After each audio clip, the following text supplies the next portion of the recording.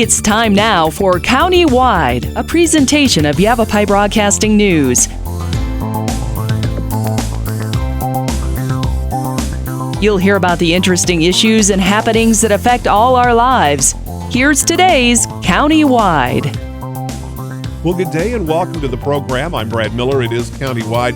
Happy to welcome into studio today Alice Madar. And Alice is the Executive Director, International Hummingbird Society. Did I say that right? You did. Got it right so far. This is a fun show. Coming up soon will be the 11th. Correct. Sedona, tell me what's happening The here. 11th annual Sedona Hummingbird Festival. Cool. Yeah. Coming up on the 25th of this month, 25th through the 27th. Yes, it's a 3-day event. 3 days of hummingbird excitement. Yes, action-packed, about 14 different activities. Yeah. I looked at your website, way impressive. There's a lot of pictures of hummingbirds, of course, but there's going to be a lot of guest speakers really covering a wide range of different things from physical therapy, just all kinds of different aspects of life around hummingbirds and the people who admire them. Yes, we are proud of the Sedona Hummingbird Festival because it is 14 talks, almost every single one of them focused on hummingbirds. There are a few other hummingbirds in the United States, hummingbird festivals in the United States. They're generally shorter and they're more of a birding or nature festival. They have a broader net than we do. Okay. We really target all aspects of hummingbirds: photography, travel, gardening for hummingbirds, new scientific discoveries.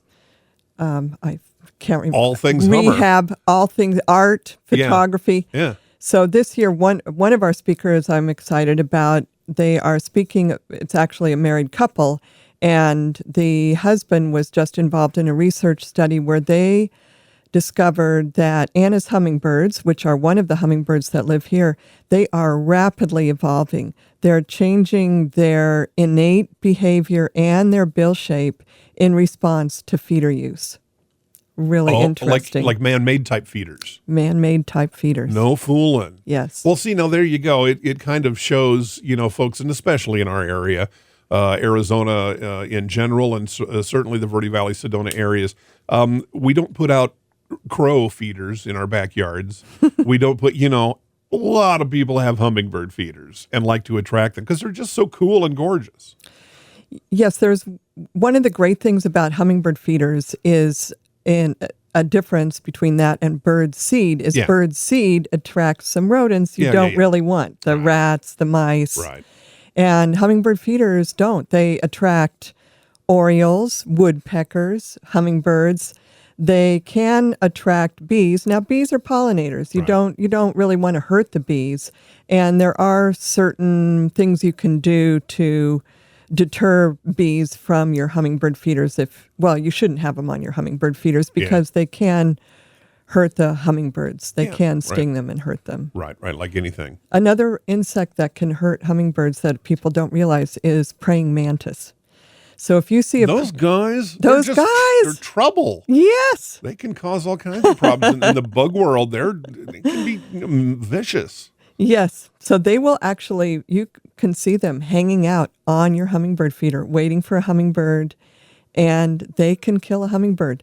No Hummingbirds are very fast, as people know. They're actually body lengths per second. They're faster than a peregrine falcon. Yeah, but they are not powerful. Mm-hmm. And so if a praying mantis grabs them, they actually can't escape. Right. Just the weight of the mantis itself probably is more than they can shake off unless they get a lucky break. Holy cow. Okay. So the hummingbird predators sometimes have 6 legs. Yes. Wow. Roadrunners are another predator. Sure. They will jump up and grab them. And actually, one of the most damaging predators are house cats. Yeah. So if you have a house cat, better for your cat and the hummingbirds to keep it inside. There's also all kinds of resources on the internet now for catios. If you want your cat to have an outdoor experience but keep him safe and the wildlife safe, you can build an outdoor protected patio for your cat. Right. I've seen those. Yeah. Those kind of answer a lot of questions for keep everybody happy. Okay. I want to bounce back to something about your guest. They're talking about this kind of evolutionary, this noticeable evolutionary change toward making the hummingbirds are adapting more to eating from feeders. Is Yes. that to me Yes. now? That sounds like maybe not a good thing, or is it a little Well, above? it's kind of interesting. 68% of hummingbird species are in decline, including one of the most loved species here in Arizona, which are the rufous. They're the ones who come through generally towards the end of summer, and they're the rusty red, the rufous color. Okay. And they're extremely feisty, and they are rapidly declining. We think it's because they migrate. They migrate round trip 8,000 miles a year. These tiny little guys. Wow. So they need food, constant food all the time. And because they have such a long route, there's probably patches of it where their habitat, their food sources are just disappearing. And hummingbirds, in addition to nectar, they also depend on insects for protein and nutrients. And as you're probably aware, the insect populations are just being destroyed. Yeah. They're just totally crashing. Are these climate change issues? Climate change and just people developing the land and using pesticides. Okay. So back to the annas, that's the one that is evolving in response to feeder use. They have sort of embraced humanity. They're like, well, if you can't beat them, let's make it work. Guy set out a picnic lunch, let's go. Yeah, so they used to be pretty much just a Baja California hummingbird. Okay. And then they lived maybe in Southern California. And then as people brought eucalyptus trees to California, eucalyptus bloom in the winter, and the annas started expanding their range northward.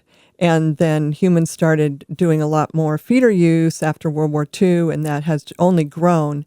And the annas have they use the feeders all the time. And they will nest. They commonly nest on people's patios, on clotheslines, light cords. Everybody's had a hummingbird nest sometime. Yes. Everybody's got a story. Yeah. Sure. So the annas, they are as far north as Alaska now. Wow. They spend winters in British Columbia in the snow. They're very hardy little hummingbirds. Yeah. So the evolution, their bills are getting longer and thicker, and they're also getting a little more feisty, and that's probably because they're protecting their feeders. They're getting more protective of feeders. A little more conflict. Yeah. So, okay, given all that, is putting a hummingbird feeder on my patio then doing a service in the way that maybe building a beehive would for the bee population? Or yes, it is doing a service. Now, more of a service is planting a hummingbird garden. Okay. Sure, and that helps the hummingbirds. It also helps other it helps all the wildlife, because if you plant a hummingbird garden, you're probably not using pesticides. You are allowing bugs, the tiny little bugs that live on plants, to come into your garden, and all kinds of wildlife can use it for protection and food. Right. Doing a big swap. Okay. Well, this is good stuff. All right. I'm excited. This is fun when I get somebody in here who really knows a lot about something that so many of us can relate to. You know, who doesn't love hummingbirds? Everyone does. They make you smile. They do. Bring joy to everyone. What did I read? I read something like you'd have to eat like 750 pounds of protein as a human to consume as much juice as they need for a day or a week or whatever it was. Very anecdotal. A huge amount. It's true. They for that energy. For that energy, as you can see, their wings, they just beat so fast. Yeah. And so one of the things at the Hummingbird Festival, we have hummingbird banding, and that's where they capture a hummingbird and assess its health and put an identification band on it. And then when they're ready to release it, they will give it to someone in the audience to place it in their hand and let it fly off. Okay. So I did that before I became involved in the Hummingbird Society, and that's actually how I became involved in the Hummingbird Society, was feeling that heartbeat in my hand. You got hooked. And it feels like a toy motor. Yeah. It is so fast. Yeah. You got hooked. Yeah. What a great way to do it. Yeah. So they do have that incredible metabolism. Yeah. Yes. There's nothing like them in nature. All right, we'll take a short break. Fun discussion today. Alice Madar Executive Director of the International Hummingbird Society, and the Hummingbird Festival returns on the 25th, so just around the corner, day one of a 3-day hummingbird adventure. We'll be back to Countywide right after this.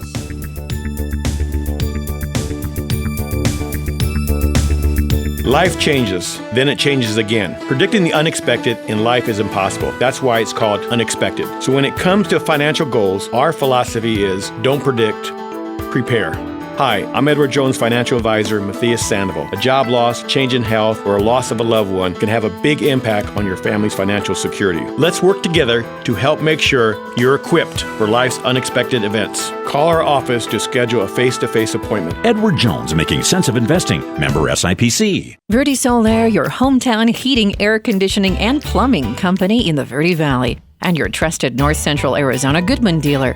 Goodman is a name you can trust with the revolutionary Comfort Bridge technology factory installed into select Goodman gas furnaces and air handlers to ensure the entire system operates at peak energy efficient performance. Verde Solaire offers free in-home estimates, locally owned and operated since 1983. Visit them at verdesolaire.com. Better, cleaner, faster. Thank you so very much for your generosity and kindness in helping others. I hope that you take advantage of the many Arizona state tax credits available when giving to qualified charities and schools. If you haven't taken advantage, I hope you'll ask your favorite charity if they qualify. You can go to Arizona Department of Revenue website, search for tax credits, and look at the list of qualifying charities. Then look at your latest Arizona income tax return and see how an Arizona tax credit can benefit many. This is Lewis saying thanks again. Spring is here, and it's the perfect time for a fresh start. Jonna Randall Murdoch, your local Farm Bureau agent, is ready to help you simplify and protect what matters most: your home, your car, your life, and your future. Jonna offers competitive pricing with a relationship-first approach that puts you at the center of every decision. Call Jonna Randall Murdoch today at 928-649-8686, located on Villa Drive in Cottonwood. Farm Bureau Financial Services. It's your future. Let's protect it. Back to the program, Countywide. Alice Madar is our guest today, Executive Director, International Hummingbird Society. All right, you said something there. I said something about a hummingbird feeder can be a good thing. Yes. I know it needs a lot more maintenance than maybe a lot of folks are prepared to do or realize they need to do. It's got to be cleaned like weekly, if not more often. That if you bought store-bought, is it called nectar or feed, that's got to be kind of swapped out. Yes. So in the winter, you can go maybe a week without cleaning and swapping out your feeders. But here in the Verde Valley in the summer, you should be changing it every day or every other day. Okay. Because it can ferment, it can get mold or bacteria, and any of those things can make hummingbirds sick or die. If it gets the fungus in their and bacteria in their throat, it can make it impossible for them to feed. So it's really important to keep your feeders clean. If you see any cloudiness in it, if it smells funny, if you see any black on it, that's mold. You need to clean it immediately. Now, an easy way to clean it is you need to, as I said, switch it out. Every time you change out the nectar, you need to clean it. So you wash it in the sink, and then you can spray. I keep a spray bottle with vinegar, and I just spray vinegar on all the parts of the feeder, let it sit for 30 seconds. That kills all the bacteria and mold, and then wash it out. Just make sure you scrub it out well and wash it out. So it's amazing how well it works, and it's very fast. Yeah. But do keep a little scrub brush, and especially for the ports, they're very tiny, and you can get port cleaners online or at certain bird shops. They look very similar to eyelash brushes, and some people actually use eyelash brushes as their port cleaners. Okay. Either way, it's important, especially in the heat, to do it frequently, quite frequently. Every other day or so. Okay. And you mentioned also building on that, even better, the hummingbird-friendly garden, specifically vegetation for the birds. Yes, we have. Last year, we established a program called to establish your garden as a certified hummingbird haven.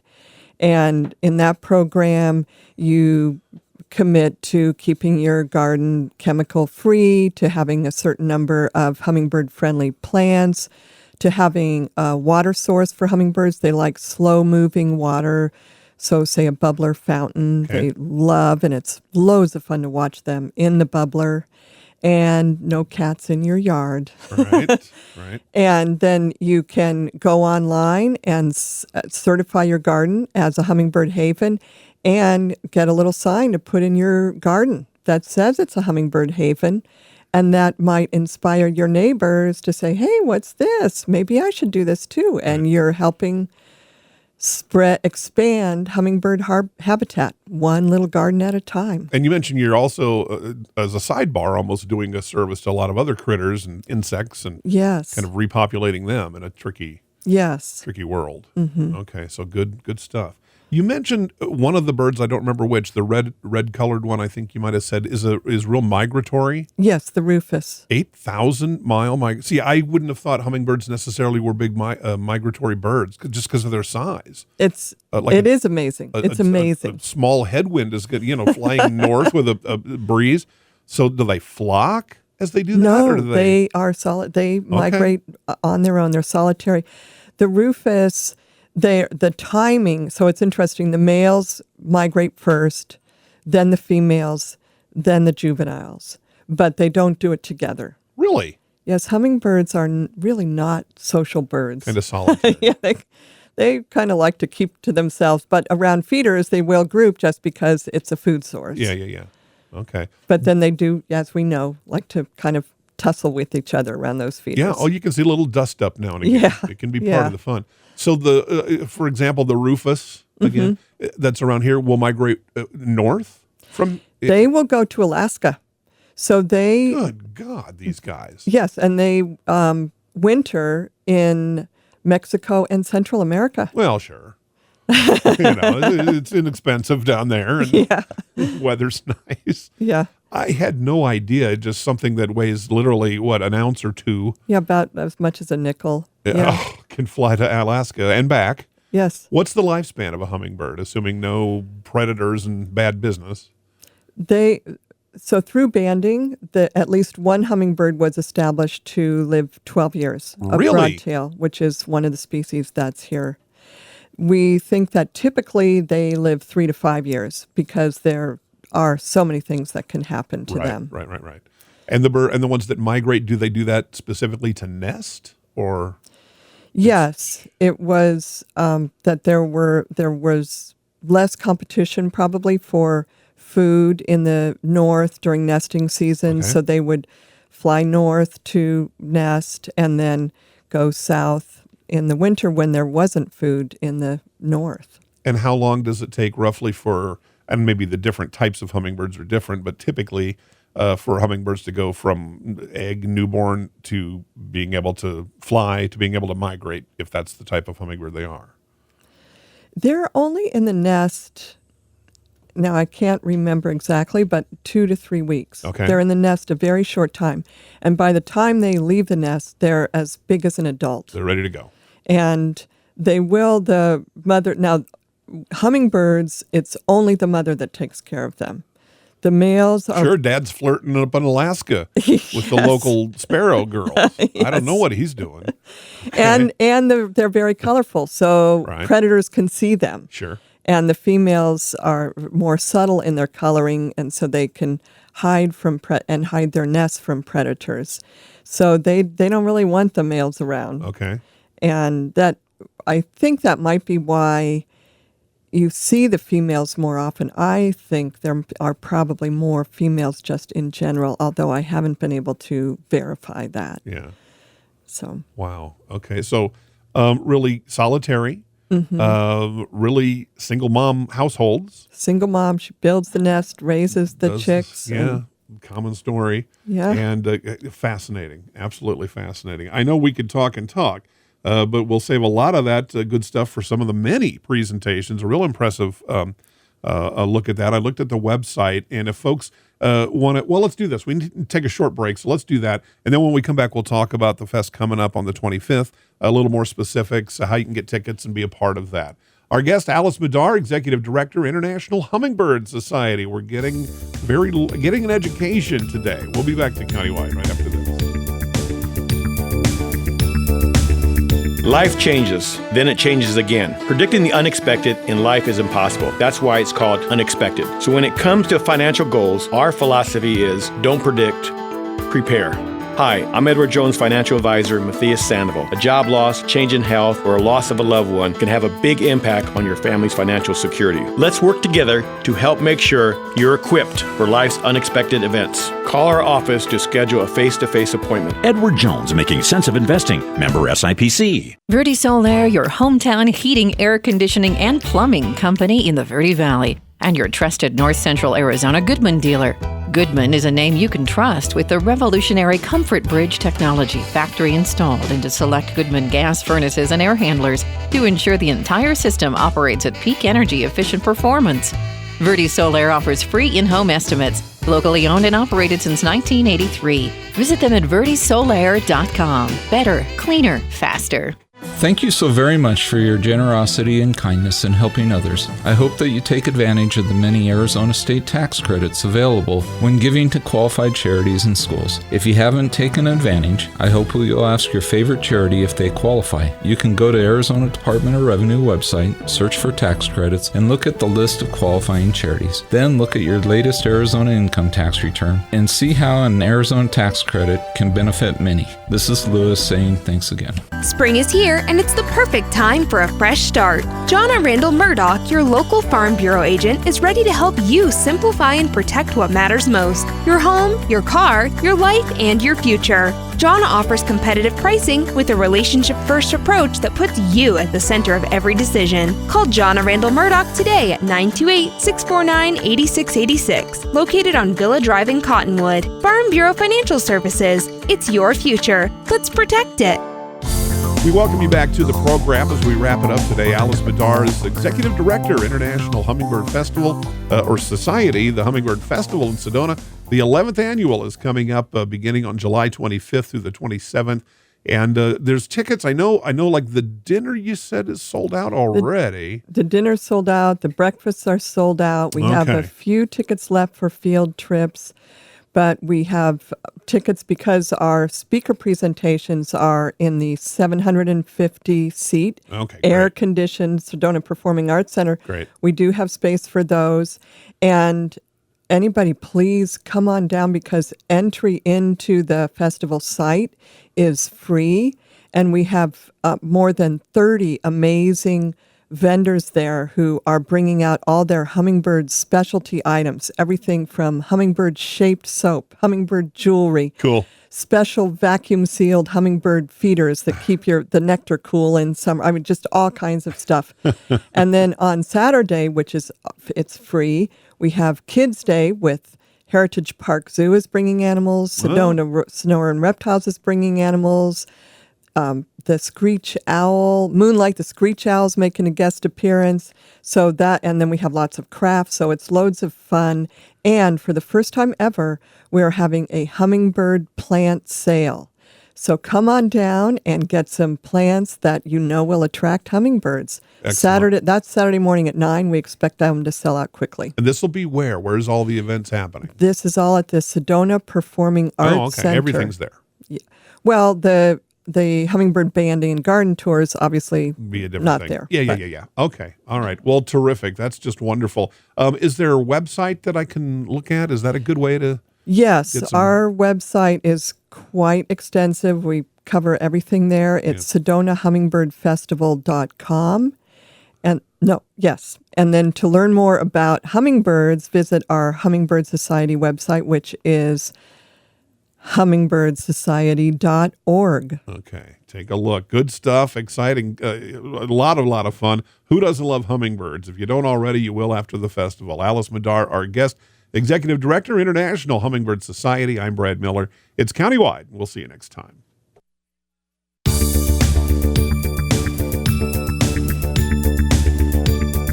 This has been Countywide. Listen in each Tuesday and Thursday at this time. If you have a topic or guest idea that you'd like to suggest, email us, news@myradioplace.com.